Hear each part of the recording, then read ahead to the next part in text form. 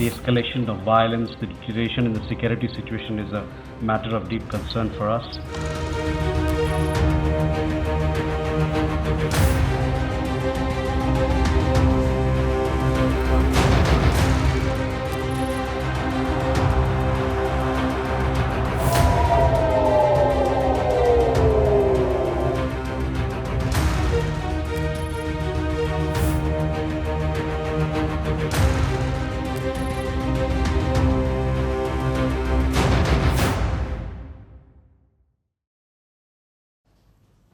It's the worst place to be in.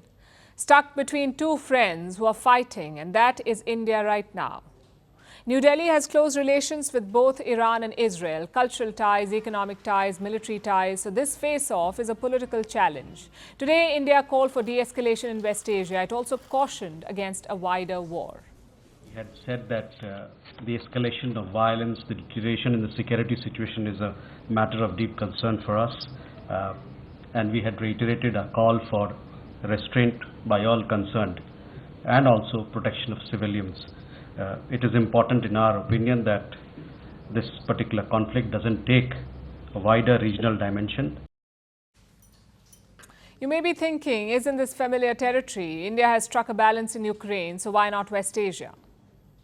A, because there is a lot more at stake, both financially and politically, and B, because the relationships are quite different. Israel is not Russia, and Iran is not Ukraine. So the policy will have to be different. First, let's look at the stakes.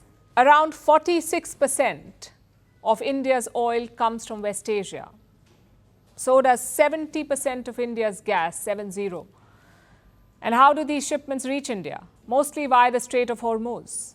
If war breaks out or escalates further, Iran could cut this trade route off. Secondly, India has a lot of people there, nearly 3,000 in Lebanon, 10,000 in Iran and 30,000 in Israel, according to India's Ministry of External Affairs. Put together, nearly 9 million people, nearly 9 million Indians in West Asia. Their safety will be the main concern. Finally, you have investments in the region. India is developing a terminal at Iran's Chabahar port. The plan is to invest $120 million. Once completed, it will give India access to Afghanistan and Central Asia, bypassing Pakistan. And if war breaks out, the project may have to be paused. With Israel, the stakes are possibly bigger. India is building a transcontinental trade route to Europe. It passes through the Arabian Peninsula and Israel to reach the Mediterranean. It's a grand transport corridor, a multi-billion-dollar project. But if war breaks out, that too may be put on hold. So India's best-case scenario is de-escalation. If this face-off continues, it will put India in a difficult place. Let me explain this. Over the years, India has balanced its relations with Israel and Iran, sort of de-hyphenated it. Israel is one of our biggest weapon suppliers, but we also hold joint military drills with Iran. In fact, Indian warships were docked in Iran when they attacked Israel. So clearly, it's a good balancing act that India has done so far, but also a delicate one. Because this de-hyphenation is based on stability in West Asia on the condition that Israel and Iran are not in open war. If they are, equations may change. So what options does India have? Well, New Delhi is in a good position to negotiate. Both Israeli and Iranian officials have admitted this. Even India's foreign minister said that he is game.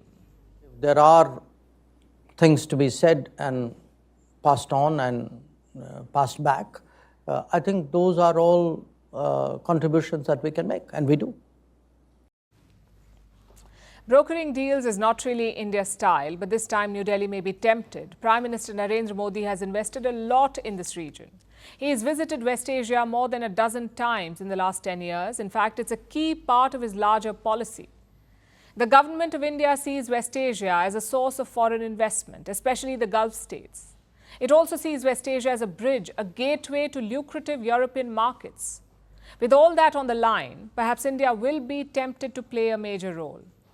Yesterday, Prime Minister Modi convened the Cabinet Committee on Security. It's India's topmost body on national security issues. And what did they discuss? the recent escalation in West Asia, especially the impact on trade, oil and supply chains. So India has the tools to mediate. This time, it may also have the will.